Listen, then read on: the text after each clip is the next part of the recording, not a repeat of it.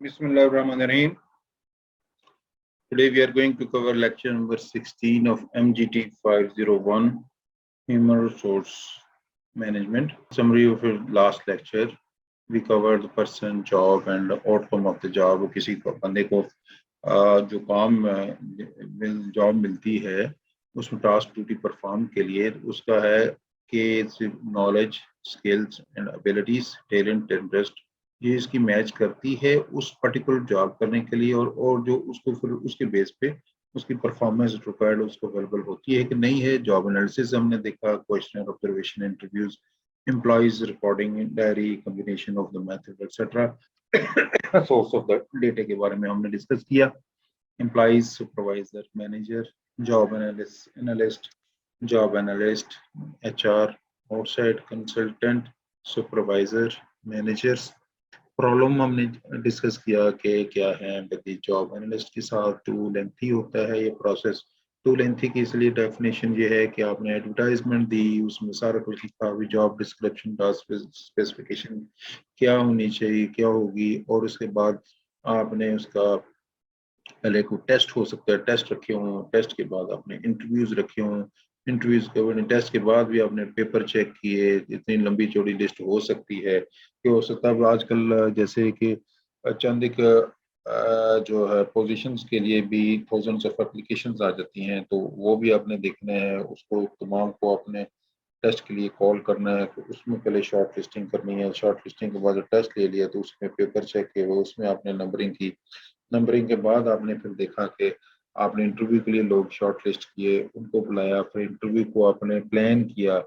Interview में कौन कौन इंटरव्यू लेगा, स्पेशलिटीज के एंगल से देखा है। आपका जो डिपार्टमेंटल रेप हैं वो डिपेंड करता है कि वो भी बीच में होंगे कि नहीं होंगे, और इंटरव्यूज का स्ट्रक्चर्ड होगा, अनस्ट्रक्चर्ड होगा, ओपन एंडेड होगा, कैसा होगा, वो आपने देखा। उसके बाद आपने इंटरव्यूज के करने के बाद फिर आपने एक शॉर्ट लिस्टिंग की और लोगों को, रिक्वायर्ड लेवल लोगों को आपने हायर किया, रिक्रूट किया। अच्छा, फिर ये एक लेंथी है लेकिन बेसिकली अगर ये सारा प्रोसीजर आप अडॉप्ट करते हैं तो आपको फिर मैक्सिमम क्लैरिटी, और आप क्लैरिटी के साथ आप हायर कर सकते हैं और उसमें आपको इंडिविजुअल के बारे में डिटेल में पता चल जाता है। रिक्रूटमेंट के बारे में हम और पढ़ेंगे कि क्या होता है, रिसोर्सेज क्या है, ह्यूमन रिसोर्स प्लानिंग क्या चीज़ है। हमने पढ़ा था कि it is a process of systematically reviewing human resource requirement. क्या है? ह्यूमन रिसोर्स की बंदों की जो रिक्वायरमेंट्स हैं, to ensure that required number of, इसमें आगे पहली बात होगी रिक्वायर्ड नंबर, ठीक है, required number of employees with equal skills. अब आपने देखना है, नंबर तो हो गया, आपने नंबर तो पूरा नहीं करना, आपने स्किल भी देखनी है, उसकी स्किल क्या है, ठीक है। And available is availability when, और अवेल जब उनको आपकी रिक्वायरमेंट है वो आपका अवेलेबल भी है कि नहीं है, ठीक है।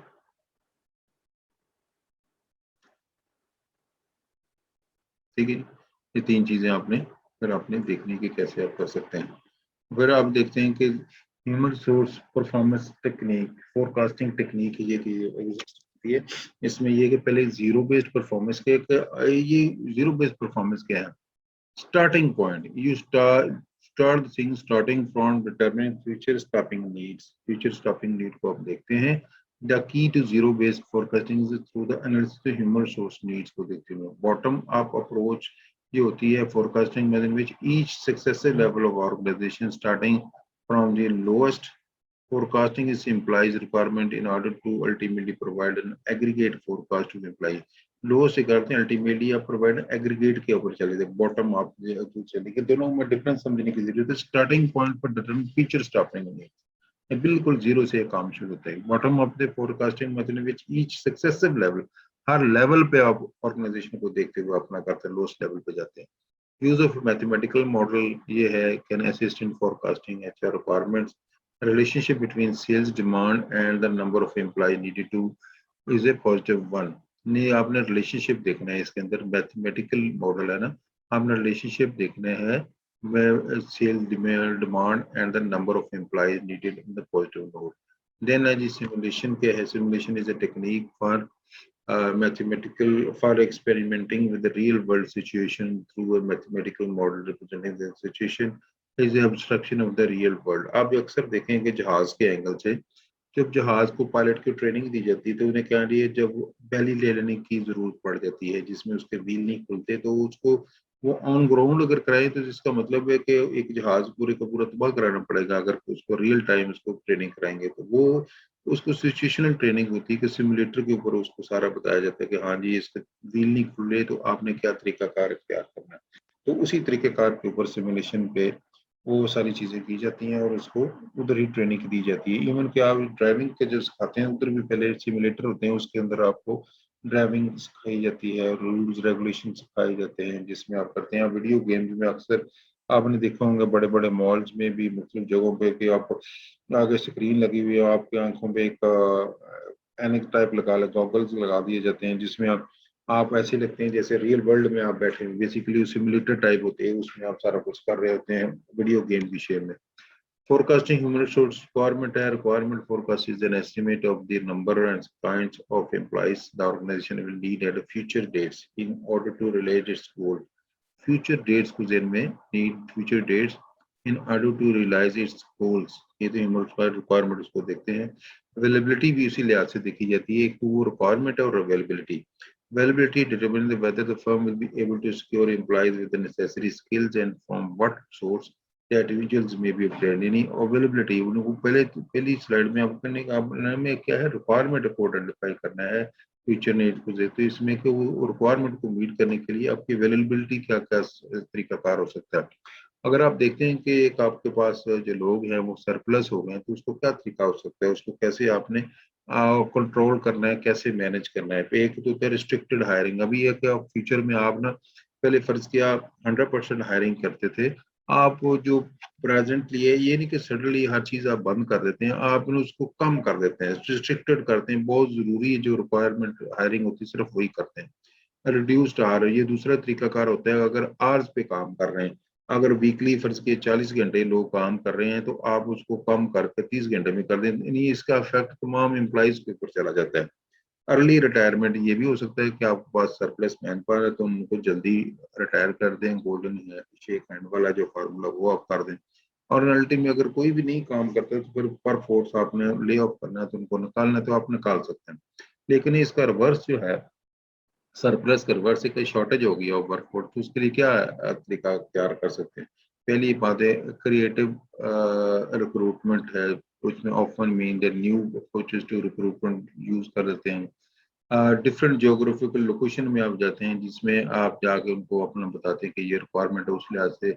उतने लोगों को मोटिवेट करते हैं रिक्रूटमेंट कर लेते हैं इसमें जैसे जंग के दिनों में हो सकता है कि सोल्जर्स की आर्मी में लोगों की ज्यादा जरूरत पड़े तो आप टीमें मुख्तलिफ इलाकों में जाती हैं और उधर जाके उनको रिक्रूटमेंट करने की पॉसिबिलिटी को उधर जाकर कर लें कंपनसेशन इंसेंटिव्स होते हैं firm completing for workers in high demand situation land compensation incentive आप देते हैं मुख्तलिफ किस्म के कौन को आप बताते हैं कि आपको ये करेंगे तो आपको ये इंसेंटिव हम देंगे तो उस इंसेंटिव बेस लोगों को आप अट्रैक्ट कर लेते हैं जैसे सह 4 days working hours flexible working hour telecommunication जो आप कहते हैं सिर्फ 4 दिन काम करेंगे जी और घंटे भी आपकी मर्जी है जी सुबह 8 से आप 4 बजे तक आपने या 5-4 बजे तक आपने 8 घंटे बनते हैं आप 6 घंटे आ जाएं सुबह 10 से 4 आ जाएं या आप जो है सुबह 8 से 2 बजे तक आ जाएं इस तरह की फ्लेक्सिबिलिटी आप दे सकते हैं सर की ट्रेनिंग प्रोग्राम में मुख्तलिफ किस्म कौन कौन सा होगा कि हम आपको ट्रेनिंग भी देंगे एजुकेशन भी करेंगे स्किल्स भी प्रोवाइड करेंगे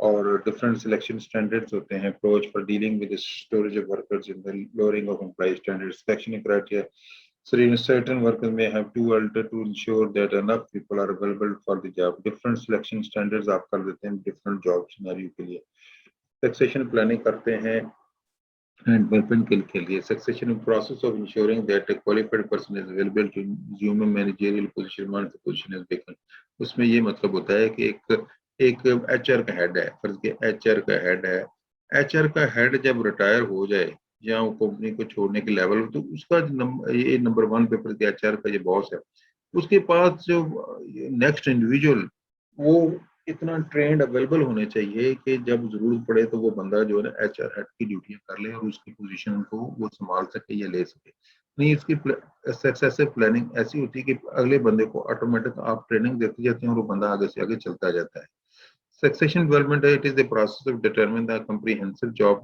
profile of the key positions and then ensuring that the key prospects are properly developed to match these qualifications. Then basically आप करते क्या हैं? Forecasting, आप देखते हैं कि सप्लाई आपके पर ह्यूमन रिसोर्स सप्लाई देखते हैं और डिमांड देखते हैं। पहले तो आप देखें कितनी डिमांड है सप्लाई के और फर्क है दोनों में, और उस लिहाज से आप रेमिडियल मेजर ले लेते हैं। आप कहते हैं कि डिमांड, इसको कहते हैं डिमांड 10 बंदों की है और सप्लाई आपके पास फर्ज के 100 बंदों की है, फिर तो यू आर कंफर्टेबल। डिमांड और सप्लाई का रेशियो जो है कि it is in your favour को कंफर्टेबल, आप उस लिहाज से शॉर्ट लिस्टिंग करके टेस्ट इंटरव्यू करके आपने उसमें कर सकते हैं। यहाँ आपको रिवर्स ऑर्डर में भी हो सकते हैं, सप्लाई आपकी 10 बंदों की है, डिमांड आपकी 20 बंदों की, 15 बंदों की, तो डेफिनेटली आप 10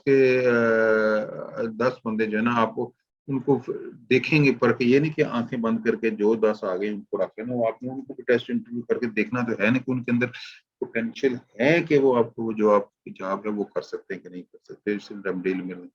हायरिंग प्रोसेस है, रिक्रूटिंग में रिक्रूटमेंट आ गई पहले, but the process of generating a pool of qualified candidates for a particular job, it's a hiring process. Recruitment is the foundation of selection. Both organization and individual have the recruitment process.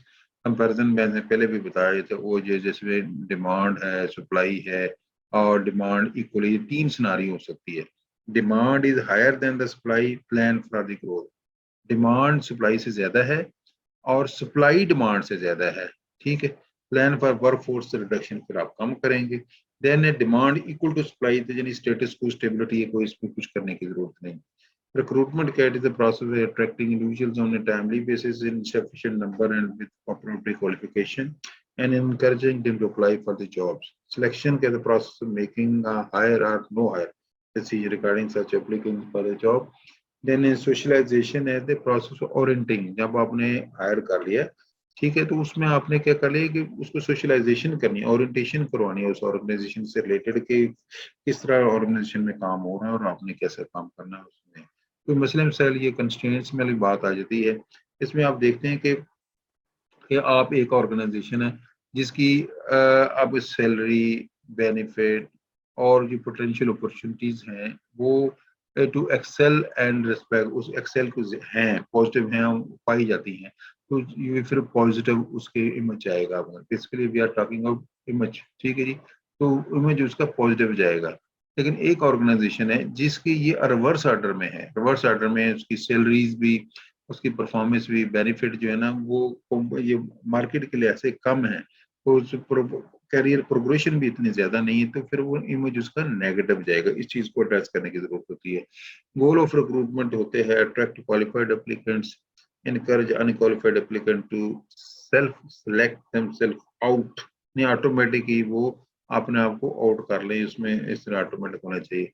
Attract potential, communicate the potential so they can respond the more the better, ठीक है, जितना respond करेंगे उतना ही better है। Not unqualified, self select out, save times money, the less the better. अभी एक बंदा qualified ही नहीं है, आपने एक पोजीशन की है कि जो आपने मैनेजर मार्केटिंग की बात करें, मैनेजर आप मार्केटिंग की बात कर लेते हैं, चलो एचआर के मैनेजर एचआर आपने हायर करना है। मैनेजर एचआर आपने हायर करने के लिए आप देखते हैं, आप सर्टन बताते हैं उसके लिए ये क्वालिफिकेशन होनी चाहिए। उन्होंने कहा जी एमएस उसने किया हो जी आपने एचआर में, एमएस एचआर उसमें क्वालिफिकेशन आपने दे दी, एमएस एचआर उसकी मिनिमम क्वालिफिकेशन होनी चाहिए। और आप कहते हैं जी उसमें कोई फॉरेन कोर्स भी छोटा मोटा किया ना चाहिए। अभी जब आपने ये रिस्ट्रिक्शन लगा दी तो सिर्फ वो लोग ही अप्लाई करेंगे जो एमएस एचआर होंगे, ठीक है, एमएस एचआर जो होंगे जिन्होंने किया होगा वो उस लोग ही अप्लाई करेंगे। लेकिन अगर आपने इसमें कर दी कि नहीं जी एमबीए एचआर होगा तो फिर तो बहुत से लोग ऐड ऑन हो जाएंगे। आपने एक किस्म का ऐसा क्राइटेरिया रख दिया कि सिर्फ कंसर्न क्वालिफाइड लोग जो कि बाकी जॉब के साथ मैच करते हैं, जॉब स्पेसिफिकेशन उनकी उस लिहाज से है और जॉब डिस्क्रिप्शन उस लिहाज से वो चीज वही लोग अप्लाई कर सकते हैं, तो इस लिहाज से आपका टाइम भी बच गया, पैसे भी बच गए। अगर आपने टीएडीए देने का वो कंपनी पॉलिसी है वो भी आपकी बच गई। अगर वो कम से कम आते हैं, अरेंजमेंट करनी है खाने पीने चाय माई का, अगर आपने वो भी करना है तो वो भी आपकी बचत हो जाती है। ऑर्गेनाइजेशन गोल क्या होता है? Attract pool of qualified applicants, or keep pool at manageable size, provide realistic job review. Individual goal को meet work-related goals, meet personal goals, or address personal needs. Then the best hiring occurs when the goal of the organization and the goal of the individual have consistency. दोनों के अंदर consistency हो, दोनों के goal जो हैं वो उनके अंदर consistency हो. दोनों ये goal ये मैंने बता दिए. Organization का goal क्या है? Attract pool of qualified applicants और इंडिविजुअल के मीट वर्क रिलेटेड गोल्स. इस तरह करके ये दोनों का हो गया. देन आपका आ गया अट्रैक्टिवनेस ऑफ जॉब करे, वो उसमें उनके बोरिंग ना हो, हैजिट्स ना हो, लो पे ना हो, नो पोटेंशियल ना हो, एंग्जाइटी क्रिएटिंग चीज ऐसे ना हो. अट्रैक्टिवनेस ये नहीं रिवर्स ऑर्डर में जितने पॉइंट लिखे इस तरह के ना हो, अट्रैक्टिवनेस होंगे अगर रिवर्स ऑर्डर में चीजें होनी चाहिए.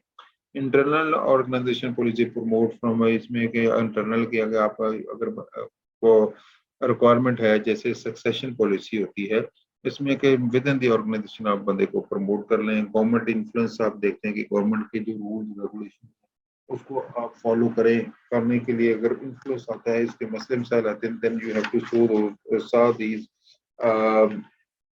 गवर्नमेंट्स के रिलेटेड जो है ना वो चीज़ों को आपने देखना रूल रेगुलेशन के तहत.